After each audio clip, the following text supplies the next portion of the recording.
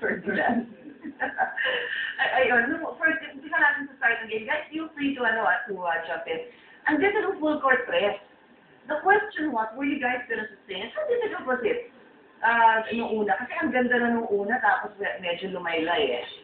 What happened? What were the lessons learned there? Siguro, syempre galing kami sa loss nung game 1. Then nung game 2, we want to come back strong. So, yun, talaga nag-intense kami to play hard. Yun lang, hindi namin masyado na-suspense yung intensity namin. Jay? Yun nga sabi ko dito. Parang ang boss. Oo nga. Hindi na, pero ang hihina ng boss. Big baby. Big baby. Ayun, sabi nga ni Rico, galing kami sa loss, then parang come out strong, tapos yung first yun, parang yung full press namin, okay, then pag ano, hindi namin sustain, parang napagod din siguro.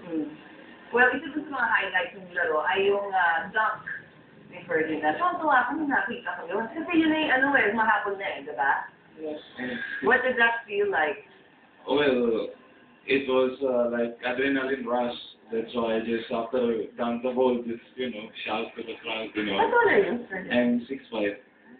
Parang lagi siyang nakasmile. Smiling face. Ayun! Ayun, napatawa ko. In your face na mga tira.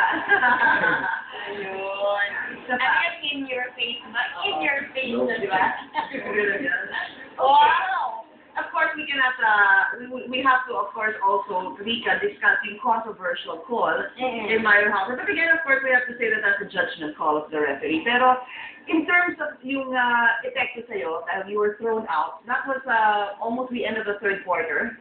That was, huwag mo ako imaman. At the end of the third quarter, sayang no?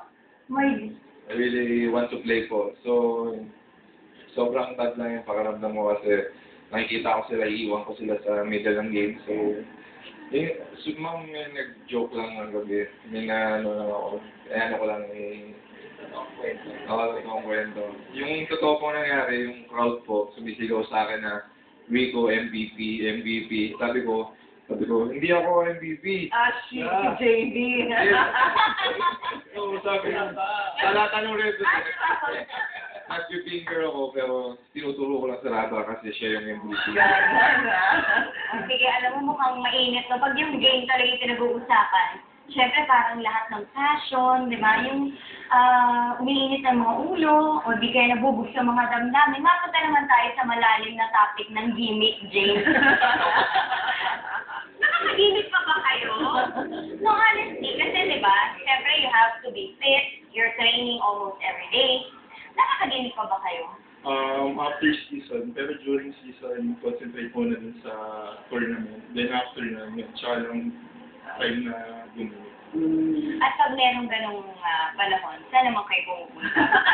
Sa kanin na yung mga nag-aabang. Embassy. Embassy. What about there?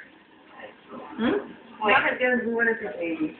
So, sumasayaw kayo pag off-season. Off-season? Oh, you dance? So what do you do off-season? Actually, don't remember anything. Okay, ito na lang bubuhan tayo. Sino yung pinaka-chick boy? We wanted to answer that today. Yes. Pinaka-chick. The guy sitting on my right. What? I see. To your right. Oh, okay. How many chicks? Okay.